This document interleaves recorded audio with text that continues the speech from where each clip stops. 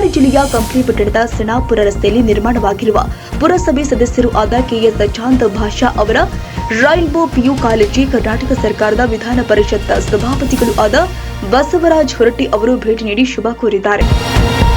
ಕಂಪ್ಲಿ ನಗರದ doctor B R Ambedkar ಸರ್ಕಲ್ನಲ್ಲಿ ಸಂವಿಧಾನ ಸಮರ್ಪಣಾ ದಿನವನ್ನು ವಿಶೇಷವಾಗಿ ಭೀಮ ಆರ್ಮಿ ಮತ್ತು ದಲಿತ ಮುಖಂಡರು ಹಾಗೂ ಯುವಕರಿಂದ ಆಚರಿಸಲಾಯಿತು.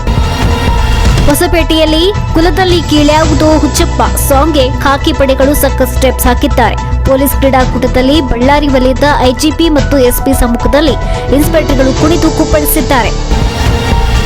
ನ್ಯಾಯಬೆಲೆ ಅಂಗಡಿಯ ಮಾಲೀಕರಿಂದ ಅನ್ನಭಾಗ್ಯಕ್ಕೆ ಕನ್ನ ಹಾಕಲಾಗಿದೆ. 5 ಕೆಜಿ ಅಕ್ಕಿ ಬದಲಾಗಿ ಕಡಿಮೆ ಅಕ್ಕಿ ವಿತರಣೆ ಆರೋಪ ಮಾಡಿದ ಘಟನೆ ಬಳ್ಳಾರಿ ಜಿಲ್ಲೆಯ ಸಂಡೂರಿನ ಡಿ ಅಂತಪುರ ಗ್ರಾಮದ ನ್ಯಾಯಬೆಲೆ ಅಂಗಡಿಯಲ್ಲಿ ನಡೆದಿದೆ. ಕಂಪ್ಲಿ ತಾಲೂಕಿಗೆ ಪ್ರಥಮವಾಗಿ ತಾಲೂಕಾ ಮಟ್ಟದ ಪ್ರತಿಭಾ ಕಾರಂಜಿ ಕಲೋತ್ಸವವನ್ನು ನಗರದ ವಿದ್ಯಾಸಾಗರ ಆಂಗ್ಲ ಮಾಧ್ಯಮ ಶಾಲೆಯಲ್ಲಿ ಆಯೋಜಿಸಲಾಗಿತ್ತು. ಕಾರ್ಯಕ್ರಮಕ್ಕೆ ಚಾಲನೆ ನೀಡಿ ಮಾತನಾಡಿದ ಶಾಸಕ ಜೆಎನ್ ಗಣೇಶ್, ಪೋಷಕರು ಮಕ್ಕಳ ಮೇಲೆ ಯಾವುದೇ ಒತ್ತಡ ಹಾಕಬೇಡಿ, ಅವರು ಜೀವನದಲ್ಲಿ ಮುಂದೆ ಬರಲು ಮಕ್ಕಳಿಗೆ ಸ್ವಾತಂತ್ರ್ಯವಾಗಿ ಬಿಡಿ ಎಂದು ಹೇಳಿದರು.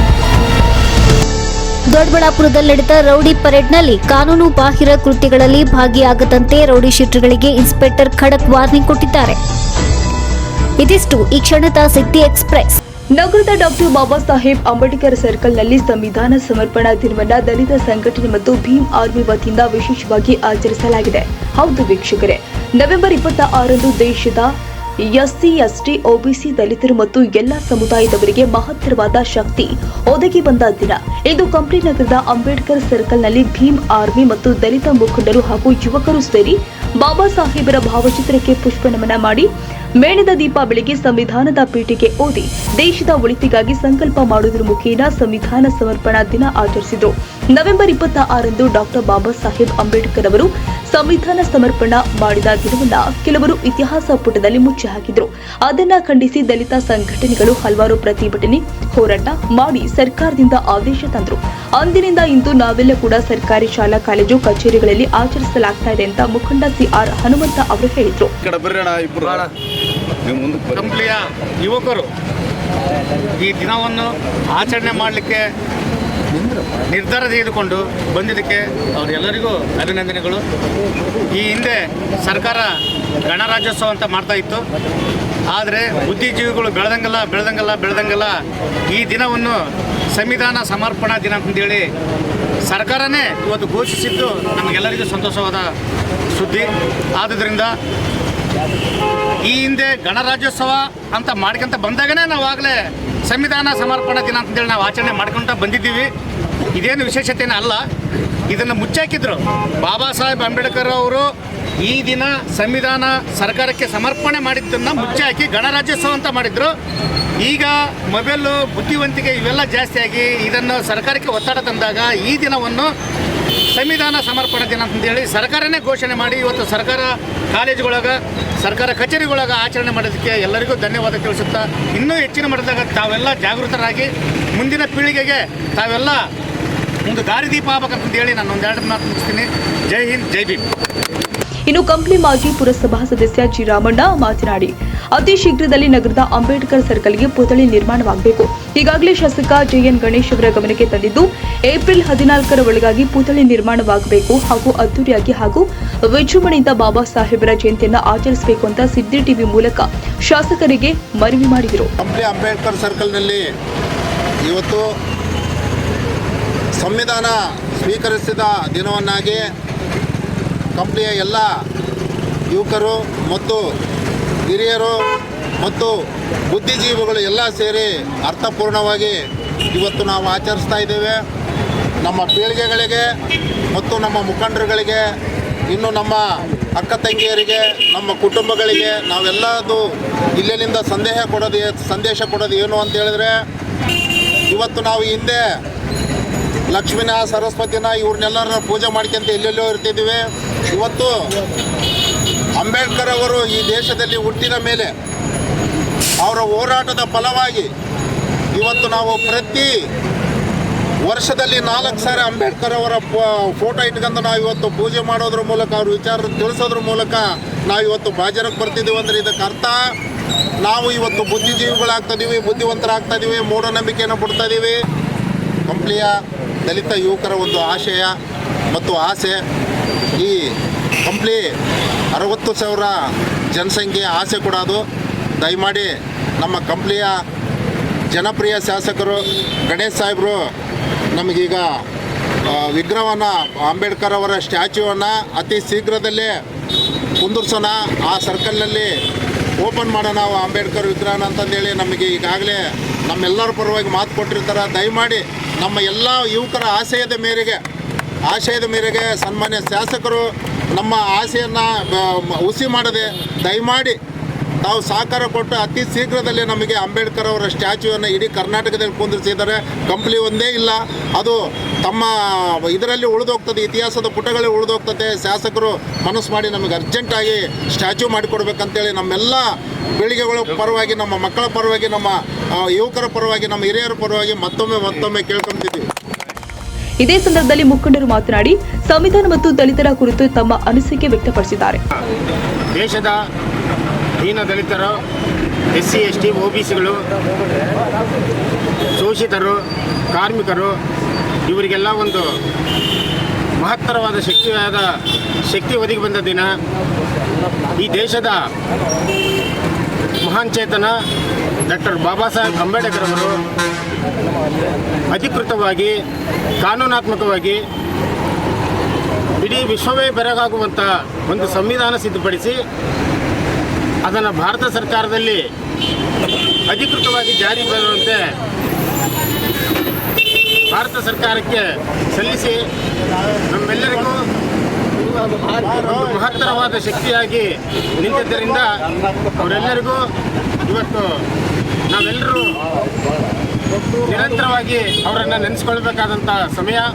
ಹಾಗಾಗಿ ನಮ್ಮ ಕಂಪ್ಲಿಯ ಎಲ್ಲ ದಲಿತ ಮುಖಂಡರು ಮತ್ತು ಯುವಕರು, ಅಂಬೇಡ್ಕರ್ ಅಭಿಮಾನಿಗಳು ಎಲ್ಲರೂ ಇದ್ದಕ್ಕಿದ್ದಂಗೆ ಇವತ್ತು ನಾವು ಸಭೆ ಮಾಡಿ ಇದನ್ನು ಸರಳವಾಗಿ ಆದರೂ ಆಚರಣೆ ಮಾಡಬೇಕು ಸರ್ಕಲಲ್ಲಿ ಅಂತ ಒಂದು ನಿರ್ಧಾರದಿಂದ ದಿಢೀರಂತ ಬಂದು ಇವತ್ತು ಎಲ್ಲರೂ ಸಹಕಾರದೊಂದಿಗೆ ಇವತ್ತು ಆಚರಣೆ ಮಾಡ್ತಾ ಇದ್ದೀವಿ.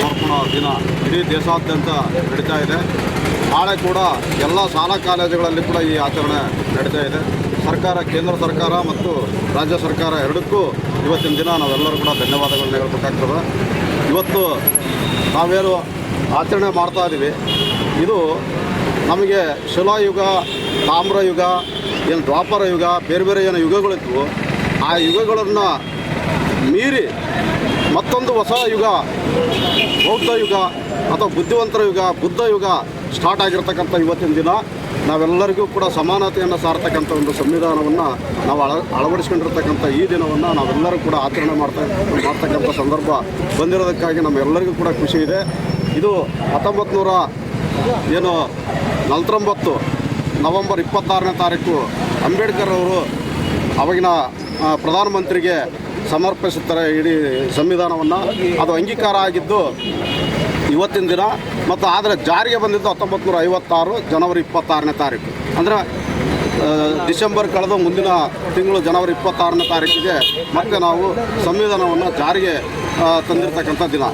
ಹಾಗಾಗಿ ಈ ಒಂದು ನವೆಂಬರ್ 26ನೇ ತಾರೀಕು ಮರೆಮಾಚಿತ್ತು. ಅದು ಕೇಂದ್ರ ಸರ್ಕಾರ ಗುರುತಿಸಿ ಮತ್ತು ರಾಜ್ಯ ಸರ್ಕಾರ ಗುರುತಿಸಿ ಎಲ್ಲರೂ ಇದಕ್ಕೆ ಒಂದು ಬದ್ಧತೆಯಾಗಿ ನಡ್ಕೊಂಡಿರೋದಕ್ಕಾಗಿ ಅವರಿಗೆ ಧನ್ಯವಾದಗಳನ್ನ ಹೇಳ್ತೇವೆ. ಮತ್ತು ಈ ಸಂವಿಧಾನವನ್ನು, ಈ ಧರ್ಮವನ್ನು ಬೀರಿರ್ತಕ್ಕಂಥ ಸಂವಿಧಾನ ಇದು. ನಾವು ಕ್ರಿಶ್ಚಿಯನ್ನು ಅಥವಾ ಮುಸ್ಲಿಮು ಅಥವಾ ಹಿಂದೂ ಅಂತ ಅನೇಕ ನಮ್ಮಲ್ಲಿ 6-7 ಧರ್ಮಗಳಿದ್ದಾವೆ. ಆ ಧರ್ಮಗಳನ್ನು ಬೀರಿರ್ತಕ್ಕಂಥ ಇದು ಒಂದು ಹೊಸ ಧರ್ಮವಾಗಿ ಮಾರ್ಪಟ್ಟಿದೆ. ನಾವು ಆ ಧರ್ಮಗಳನ್ನು ಪಾಲಿಸಿಕೊಳ್ಳೋದ್ರ ಜೊತೆಗೆ ಈ ಧರ್ಮಕ್ಕೆ ಹೆಚ್ಚು ನಾವು ಒತ್ತು ಕೊಡಬೇಕು. ಸಂವಿಧಾನ ಸಮರ್ಪಣಾ ದಿನವಾಗಿ ಎಲ್ಲರಿಗೂ ಶುಭಾಶಯಗಳು. ಈ ಒಂದು ಸಂವಿಧಾನವನ್ನು ಬರೀಲಿಕ್ಕೆ ಕಾಲಾವಧಿ 2 ವರ್ಷ 11 ತಿಂಗಳು 18 ದಿನಗಳು ಬೇಕಾಯಿತು. ಇದರಲ್ಲಿ ಅನೇಕ ಸದಸ್ಯರುಗಳು ಒಳಗೊಂಡಿದ್ದರು. ಅದರಲ್ಲಿ ಪ್ರಮುಖವಾಗಿ ಡಾಕ್ಟರ್ BR ಅಂಬೇಡ್ಕರ್ಗೆ ಬಹಳಷ್ಟು ಒತ್ತಡ ಬಿತ್ತು. ಎಲ್ಲರೂ ಸರ್ಕೊಂಡ್ರು, ಆ ಕೆಲಸ ಈ ಕೆಲಸ ಅಂತ ಸರಿದ್ಬಿಟ್ರು. ಅನಂತರ ಇವರಿಗೆ ಆ ಒಂದು ಜವಾಬ್ದಾರಿ ಬಿದ್ದದಕ್ಕೆ ಇವತ್ತು ಸಂವಿಧಾನ ಪಿತಾಮಹ ಅಂತ ಕರೆಯೋಕ್ಕೆ ಸಾಧ್ಯತೆ ಆಯಿತು. ಯಾಕಂದರೆ ಅವರು ಬರಲಿದ್ರೆ ಇವತ್ತು ಎಲ್ಲ ನಮ್ಮ ಭಾರತ ದೇಶದಲ್ಲಿ ಕಡುಬಡತನ, ಹಿಂದುಳಿದ ವರ್ಗ, ಎಲ್ಲ ಜನಸಾಮಾನ್ಯರಿಗೂ ಯಾವ ರೀತಿ ಇರಬೇಕು, ನಮ್ಮ ಸಮಾಜದಲ್ಲಿ ಯಾವ ರೀತಿ ನಡವಳಿಕೆ ಇರಬೇಕು, ಯಾವ ರೀತಿ ಅಧಿಕಾರ ಇರಬೇಕು ಎಂಬುದು ನಮಗೆ ಗೊತ್ತಾಗ್ತಿದ್ದಲ್ಲ. ಮೊದಲು ಏನಿತ್ತು ಸ್ವತಂತ್ರ ಪೂರ್ವದಲ್ಲಿ ನಮ್ಮ ಅಸ್ಪೃಶ್ಯರಾಗಲಿ ಹಿಂದುಳಿದವರಾಗಲಿ ಯಾವ ರೀತಿ ಇದ್ದರೂ ಅದೇ ರೀತಿಯಲ್ಲಿ ಇವತ್ತು ಬೇಕಾಗ್ತಿತ್ತು. ಇಲ್ಲಾಂದರೆ ಈ ಸಂವಿಧಾನ ಇಲ್ಲಾಂದರೆ ನಾವು ಮೊದಲು ಹೆಂಗಿದ್ವಿ ಹಂಗೆ ಇರ್ತಿದ್ವಿ. ಈ ಸಂವಿಧಾನ ಕೊಟ್ಟಿದ್ದಕ್ಕೆ ಮಹಾತ್ಮ ಎಲ್ಲ ವರ್ಗದವರಿಗೂ ಕೂಡ ಇವತ್ತು ಅವಕಾಶ ಸಿಕ್ಕತ್ತೆ. ಯಾರಿಗೂ ಇಲ್ಲ ಅನ್ನಂಗಿಲ್ಲ, ಮೀಸಲಾತಿ ಎಲ್ಲರಿಗೂ ಐತೆ. ಯಾರು ಮೀಸಲಾತಿ ಬೇಡ ಅಂದಾರೋ ಅವರೆಲ್ಲ ಪಡ್ಕೊಂತದಾರ. ಹಂಗಾಗಿ ಈ ಒಂದು ಸಂವಿಧಾನದಲ್ಲಿ ಯಾರೂ ತಾರತಮ್ಯ ಇಲ್ಲ, ಎಲ್ಲರಿಗೂ ಒಂದೇ ಸಮಾನತೆ, ಭಾತೃತ್ವ, ಸಹೋದರತೆ, ಸಮಾನತೆ, ಆರ್ಥಿಕ, ರಾಜಕೀಯ ಇವೆಲ್ಲ ಒದಗಿಸಿಕೊಟ್ಟಿದ್ದು ಸಂವಿಧಾನ ಅಂತ ಹೇಳೋಕ್ಕೆ ಇಷ್ಟಪಡ್ತಿದ್ದೀನಿ. ನಮ್ಮ ಇವೆಲ್ಲ ಅವರ ಕನಸು ನನಸಾಗುವ ಕೆಲಸಗಳ ಬಗ್ಗೆ ನಾವು ಎಲ್ಲ ಇವಾಗೇನು ಹೇಳಿದ್ರಲ್ಲ, ಯುವಕರು ಮಾಡಬೇಕಂದ್ರೆ ಅವ್ರವ್ರ ಮನೆ ಪಕ್ಕಿಗೆ ಅವ್ರವ್ರ ಮನೆ ಹತ್ರ ಅಂತ ಏನು ನಮ್ಮ ಸ್ಲಮ್ ಜನ ಇರ್ತಾರೋ ಅವರಿಗೆ ಇದ್ರ ಮಹತ್ವ ತಿಳಿಸ್ಬೇಕು. ಯಾಕಂದ್ರೆ ಮೊನ್ನೆ ಒಬ್ಬ ಆಯಮ್ಮ ಪೂರ್ತಿ ಅನ್ಎಜುಕೇಟೆಡ್ ಆಯಮ್ಮ ಬಂದು ಒಂದು ಬುಕ್ಕ ತಮ್ಮ ಒಂದು ಇದು ಫೋಟೋ ತಗೊಂಬಂತು. ಭಾಳ ಖುಷಿ ಆಯ್ತು ನಮಗೆ. ಏನಮ್ಮ ಈ ಫೋಟೋ ಐತೆಲ್ಲ ಲಕ್ಷ್ಮೀ ಫೋಟೋ ಏನಲ್ಲ, ಅದು ಅಂಬೇಡ್ಕರ್ ಫೋಟೋ ತಗೊಂಬಂದಾರ. ಹುಲಿಗೆ ಖರೀದಿ ಮಾಡಿವಿ. ಹೆಂಗಮ್ಮ ಇದೆ ಅಂದ್ರೆ ಇಲ್ಲ ಈತ ನಮಗೆ ಇತ್ತೀಚೆಗೆ ಗೊತ್ತಾಗೈತೆ ಈತ ನಮ್ಮ ದೇವರು ಅಂತ. ಅದು ನನಗೆ ಭಾಳ ಇದಾಯ್ತು. ಆ ಒಂದು ಏನಂತ ಒಂದು ಸನ್ನಿವೇಶ ಬಂದಿದ್ದಲ್ಲ, ಆ ಸನ್ನಿವೇಶ ಪ್ರತಿಯೊಂದು ಮನೆಗೂ ಬರಬೇಕು ಎಲ್ಲ ಇದ್ರ ಜೊತೆಗೆ ನಾನು ಮಾನ್ಯ ಶಾಸಕರಲ್ಲಿ ಮನವಿ, ಮುಂದಿನ ಏಪ್ರಿಲ್ 14 ಒಳಗಡೆ ಈ ನಮ್ಮ ಏನೋ ಸ್ಟ್ಯಾಚ್ಯೂ ಅಂಬೇಡ್ಕರ್ ಸ್ಟ್ಯಾಚ್ಯೂನ ಮಾಡೋಕೆ ಅವರು ಅನುವು ಮಾಡಿ ಕೊಟ್ಬಿಟ್ರೆ ಅವರ ಹೆಸರು ಅಜರಾಮರವಾಗಿ ಉಳಿಯುತ್ತದೆ, ಈ ಒಂದು ಚಿರವಾಗಿ ಉಳಿಯುತ್ತದೆ. ಇದರ ಜೊತೆಗೆ ನಾನು ನನ್ನ ಅಲ್ಲಿ ಬಂದ ಒಂದು ಸಣ್ಣ ಒಂದು ತುಣುಕು ತಮ್ಮಲ್ಲಿ ಹಂಚ್ಕೊತೀನಿ. ಮಾನ್ಯರೇ, ಎಲ್ಲ ಅಂಬೇಡ್ಕರ್ ವಿಷಯಗಳನ್ನ ಅಲ್ಲಿಂದ ಇಲ್ಲಿಗೆ ಎಲ್ಲರೂ ಮಾಡ್ಕೊಂತ ಬರ್ತದೆ. ಆದರೆ ನಮಗೆ ಏನೋ ದಲಿತರಿಗೆ ಮೇನ್ ಕೀ ಪೋಸ್ಟ್ ಇವತ್ತವರೆಗೆ ಕೊಡ್ತಾ ಇಲ್ಲ. ರಾಷ್ಟ್ರಪತಿ ಪೋಸ್ಟ್ ಕೊಡ್ತಾರ, ಅದು ಕೀ ಪೋಸ್ಟ್ ಅಲ್ಲ. ಆದರೆ ಪ್ರಧಾನಮಂತ್ರಿ ಪೋಸ್ಟ್ ಕೊಡ್ತಾ ಇಲ್ಲ, ಉಪಮುಖ್ಯಮಂತ್ರಿ ಕೊಡ್ತಾರ, ಮುಖ್ಯಮಂತ್ರಿ ಕೊಡ್ತಾ ಇಲ್ಲ, ಪ್ರಧಾನಮಂತ್ರಿ ಕೊಡ್ತಾ ಇಲ್ಲ.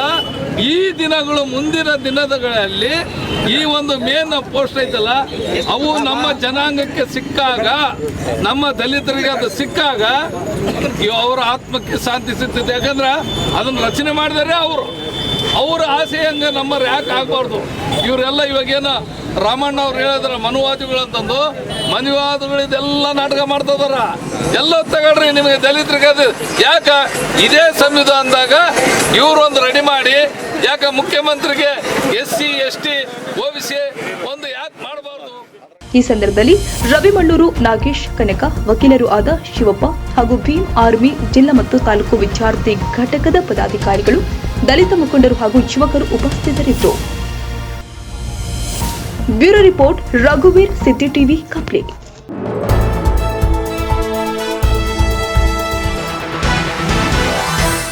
ಕಾನೂನುಬಾಹಿರ ಕೃತ್ಯಗಳಲ್ಲಿ ಭಾಗಿಯಾಗದಂತೆ ರೌಡಿ ಶೀಟರ್ಗಳಿಗೆ ಖಡಕ್ ಎಚ್ಚರಿಕೆ. ನಗರದಾದ್ಯಂತ ಶಾಂತಿ ಸುವ್ಯವಸ್ಥೆ ಕಾಪಾಡಲು ಪೊಲೀಸ್ ಇಲಾಖೆ ವ್ಯಾಪಕ ಮುನ್ನೆಚ್ಚರಿಕೆ ಕ್ರಮ ಕೈಗೊಂಡಿದೆ. ನಗರ ಪೊಲೀಸ್ ಠಾಣಾ ಆವರಣದಲ್ಲಿ ಇಂದು ನಗರ ಠಾಣಾ ಇನ್ಸ್ಪೆಕ್ಟರ್ ಅಮರೇಶ್ ಗೌಡ ನೇತೃತ್ವದಲ್ಲಿ ರೌಡಿ ಶೀಟರ್ಗಳ ಪರೇಡ್ ನಡೆಸಿ ಕಾನೂನುಬಾಹಿರ ಕೃತ್ಯಗಳಲ್ಲಿ ಭಾಗಿಯಾಗದಂತೆ ರೌಡಿ ಶೀಟರ್ಗಳಿಗೆ ಖಡಕ್ ಎಚ್ಚರಿಕೆ ನೀಡಿದ್ದಾರೆ. ನಗರ ವ್ಯಾಪ್ತಿಯ 22 ರೌಡಿ ಶೀಟರ್ಗಳು ಪರೇಡ್ನಲ್ಲಿ ಭಾಗಿಯಾಗಿದ್ದರು. ಈ ಹಿಂದೆ ದಾಖಲಾಗಿದ್ದ ಪ್ರಕರಣಗಳು, ಪ್ರಸ್ತುತ ಜೀವನ ನಿರ್ವಹಣೆಗೆ ಮಾಡ್ತಾ ಇರುವ ಕೆಲಸ ಕಾರ್ಯ, ಇತ್ತೀಚೆಗೆ ಭಾಗಿಯಾದ ದುಷ್ಕೃತ್ಯಗಳ ಕುರಿತಂತೆ ಪೊಲೀಸರು ಮಾಹಿತಿ ಕಲೆ ಹಾಕಿದ್ದಾರೆ. ಯಾವುದೇ ಕಾನೂನುಬಾಹಿರ ದುಷ್ಕೃತ್ಯಗಳಲ್ಲಿ ಭಾಗಿಯಾಗಬಾರದು. ಸಮಾಜದಲ್ಲಿ ಸನ್ನಡತೆಯಿಂದ ಇದ್ರೆ ರೌಡಿ ಶೀಟರ್ ಪಟ್ಟಿಯಿಂದ ಕೈ ಬಿಡಲು ಶಿಫಾರಸು ಮಾಡಲಾಗುತ್ತೆ. ಒಂದು ವೇಳೆ ದುಷ್ಕೃತ್ಯಗಳಲ್ಲಿ ಭಾಗಿಯಾಗುವುದು ಮುಂದುವರೆದರೆ ಕಠಿಣ ಕಾನೂನು ಕ್ರಮ ಕೈಗೊಳ್ಳುವ ಎಚ್ಚರಿಕೆಯನ್ನು ಪೊಲೀಸರು ರೌಡಿ ಶೀಟರ್ಗಳಿಗೆ ನೀಡಿದ್ದಾರೆ.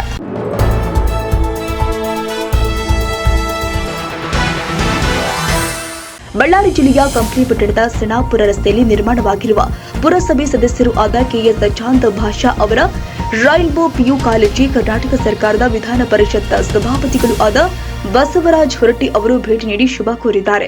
ನಂತರ ಪತ್ರಿಕಾ ಮಾಧ್ಯಮದವರ ಜೊತೆ ಮಾತನಾಡಿದರು. ಈ ಬಾರಿ ಚಳಿಗಾಲದ ಅಧಿವೇಶನದಲ್ಲಿ ಉತ್ತರ ಕರ್ನಾಟಕದ ಸಮಸ್ಯೆಗಳನ್ನ ಕುರಿತು ಚರ್ಚೆ ಮಾಡಲು ವಿಶೇಷ ಮೀಸಲು ಮಾಡಲಾಗಿದೆ. ದಿನಾಂಕ 5 ಮತ್ತು 6ರಂದು ಪ್ರಶ್ನೆ ಉತ್ತರ ಮುಗಿದ ನಂತರದಲ್ಲಿ ಉತ್ತರ ಕರ್ನಾಟಕ ಸಮಸ್ಯೆಗಳ ಕುರಿತು ಚರ್ಚೆ ಮಾಡಬಹುದು ಅಂತ ಹೇಳಿದ್ರು. ಈಗಾಗಲೇ ಸಿಎಂ ಸಿದ್ದರಾಮಯ್ಯ ಅವರ ಜೊತೆ ಉತ್ತರ ಕರ್ನಾಟಕ ಸಮಸ್ಯೆಗಳ ಜೊತೆ ಚರ್ಚಿಸಲಾಗಿದೆ. ಇನ್ನು ಚಳಿಗಾಲದ ಅಧಿವೇಶನ ನಡೆಯಬೇಕಾಗಿದ್ದಲ್ಲಿ ಯಾವುದೇ ಪ್ರತಿಭಟನೆಗಳು, ಗಲಾಟೆಗಳು ನಡೆಯಬಾರದು. ಸಂಪೂರ್ಣವಾಗಿ ಅಧಿವೇಶನ ನಡೆಯಬೇಕು ಅಂತ ಹೊರಟಿ ಹೇಳಿದ್ರು. ಪ್ರತಿ ಸಾರಿ ಏನಾಗ್ತಿದೆ ಅಂದರೆ ಎಲ್ಲ ಸ್ಟ್ರೈಕ್ ಮಾಡ್ತಾರೆ. ಎಲ್ಲರಿಗೂ ಸ್ಟ್ರೈಕ್ ಮಾಡೋದ್ರಿಂದ ಅಧಿವೇಶನ ಏನಾಗಿದೆ ಅಂದರೆ ಆ ಕಡೆ ಜನರಿಗಾಗಲಿ ಅಥವಾ ಶಾಸಕರಿಗಾಗಲಿ ಸಾರ್ವಜನಿಕರಿಗಾಗಲಿ ಏನಪ್ಪ ಬೆಳಗಾವಿ ದೇಶದಲ್ಲಿ ಸ್ಟ್ರೈಕ್ ಮಾಡ್ತಾರೆ ಅಂತೇಳಿ ಭಾಳ ಮಂದಿ ಇಂಟ್ರೆಸ್ಟ್ ತೊಗೊಳಂಗಿಲ್ಲ. ಸ್ಟ್ರೈಕ್ ಮಾಡ್ತಾರೆ, ಹೋಗ್ತಾರೆ, ಒಂದು ವಾರ ಬರ್ತಾರೆ, ಮುಂದೆ ಹಿಂಗೆಲ್ಲ ಆಗ್ತದೆ. ಉತ್ತರ ಕನ್ನಡ ಸಮಸ್ಯೆಗಳೆಲ್ಲ ಸಂಪೂರ್ಣ ಚರ್ಚೆ ಆಗಬೇಕನ್ನುವಂಥ ಬೆಳಗಾವಿಯಲ್ಲಿ ಮಾಡ್ತಾರೆ. ಅದು ಭಾಳ ಸರಿ ನೋಡಿ ನಾನು ಕಳೆದೆಲ್ಲ ಇದು ನೋಡಿದಾಗ ಅಕ್ಕಿ ಸಿಕ್ಕೆಲ್ಲ ಕೊಟ್ಟು ನಾನು ಎಷ್ಟೋ ಸಾವಿರ ಜನ ಇಲ್ಲಿ ಬಂದು ಸ್ಟ್ರೈಕ್ ಮಾಡಿದ್ದಾರೆ. ಹೀಗಾಗಿ ನಾನು ಅದಕ್ಕೆ ಈಗ ಒಂದು ವಾರದಿಂದ ಮುಖ್ಯಮಂತ್ರಿಗಳು ಕೂಡ ಮಾತಾಡಿ ಪ್ರಸರಣ ಬರ್ತಿದ್ದಾರೆ. 3 ಜನ ಮಂತ್ರಿ, 4 ಜನ ಮಂತ್ರಿಗಳು ಬರಬೇಕು. ಒಂದು ರೆವಿನ್ಯೂ ಮಿನಿಸ್ಟರು, ಒಂದು ಇವರು ಯಾರು ಅಗ್ರಿಕಲ್ಚರ್ ಮಿನಿಸ್ಟರು ಶಿವರಾಜ್ ಜೊತೆಗೆ, ಒಂದು ಹೈಯರ್ ಎಜುಕೇಷನ್ರು, ಒಂದು ಪ್ರೈಮರಿ ಸೆಕ್ರೆಟರಿ ಮಿನಿಸ್ಟರ್. ಇವು ಇಷ್ಟೆಲ್ಲ ಸ್ಟ್ರೈಕ್ ಮಾಡುವಂಥ ಮುಖ್ಯವಾದಂಥ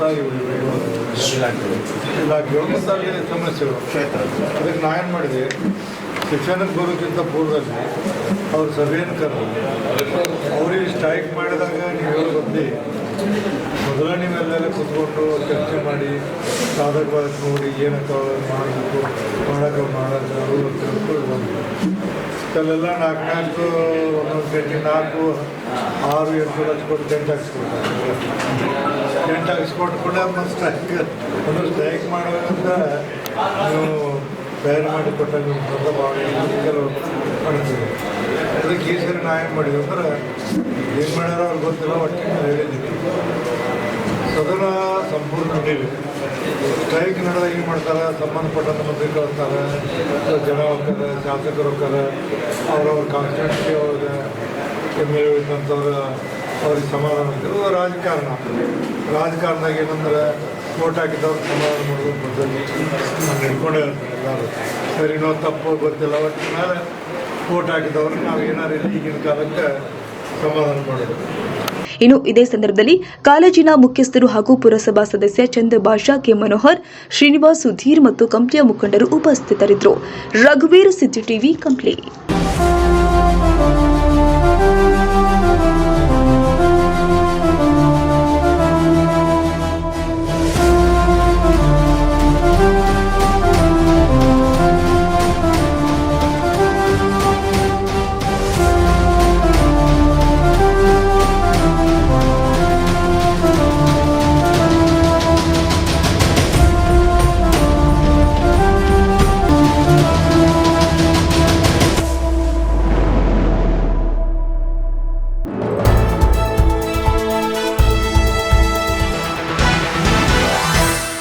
ಕುಲದಲ್ಲಿ ಕೇಳಿಯಾವುದು ಹುಚ್ಚಪ್ಪ ಎಂಬ ಹಾಡಿಗೆ ಕುಣಿದು ಸಖತ್ ಸ್ಟೆಪ್ಸ್ ಹಾಕಿದ ಖಾಕಿ ಪೊಲೀಸ್ ಕ್ರೀಡಾಕೂಟದಲ್ಲಿ ಕುಣಿದು ಕುಪ್ಪಳಿಸಿದ ಪೊಲೀಸರು.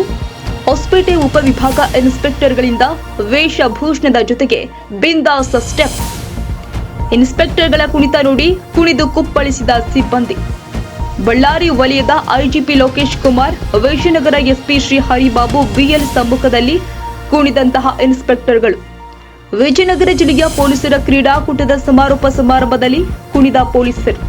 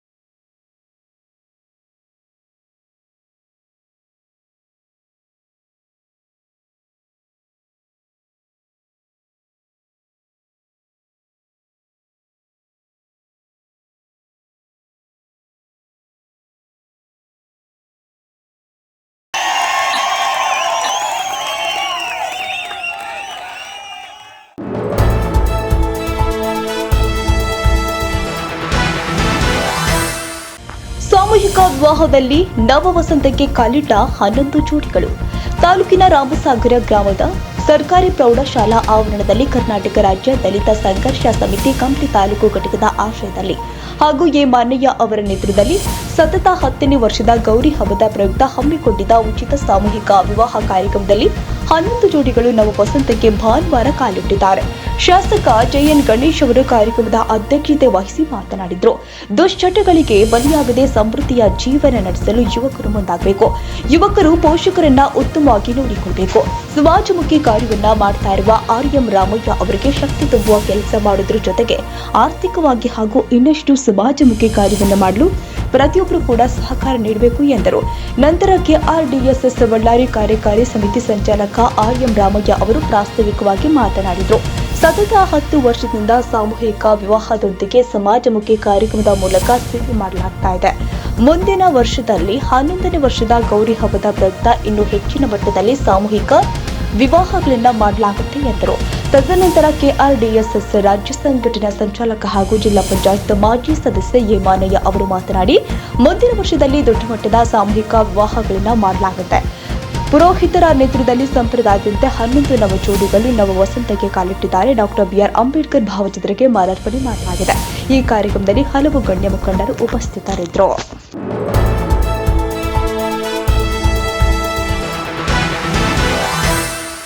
ಹುಣ್ಣಿಮೆ ಪ್ರಯುಕ್ತವಾಗಿ ಕೊಪ್ಪಳದ ಗವಿಮಠಕ್ಕೆ ಪಾದಯಾತ್ರೆ ಹುಟ್ಟಿದ್ದ ಯುವಕನ ಮೇಲೆ 4 ಕರಡಿಗಳು ಏಕಕಾಲಕ್ಕೆ ದಾಳಿ ಮಾಡಿ ತೀವ್ರ ಗಾಯಗೊಂಡ ಯುವಕ ಯಲಬುರ್ಗಾ ತಾಲೂಕಿನ ಬೇವೂರು ಗ್ರಾಮದಿಂದ ಕೊಪ್ಪಳದ ಗವಿಸಿದ್ದೇಶ್ವರ ಮಠಕ್ಕೆ ಪ್ರತಿ ವರ್ಷದಂತೆ ಈ ವರ್ಷವೂ ಕೂಡ ಪಾದಯಾತ್ರೆ ಕೈಗೊಂಡಿದ್ದು, ಕೊಪ್ಪಳದ ಹತ್ತಿರ ಇರುವ ಇರಕಲಗಡ ಹತ್ತಿರ ರಾತ್ರಿ 19ಕ್ಕೆ ಏಕಕಾಲಕ್ಕೆ 4 ಕರಡಿಗಳು ದಾಳಿ ನಡೆಸಿವೆ.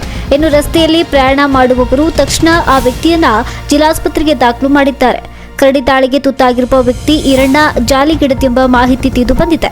ಮುಂದಿನ ಕ್ರಮಕ್ಕೆ ಪೊಲೀಸರು, ಅರಣ್ಯ ಅಧಿಕಾರಿಗಳು ಯಾವ ರೀತಿ ಕ್ರಮ ಕೈಗೊಳ್ಳುತ್ತಾರೆ ಕಾದು ನೋಡಬೇಕಾಗಿದೆ.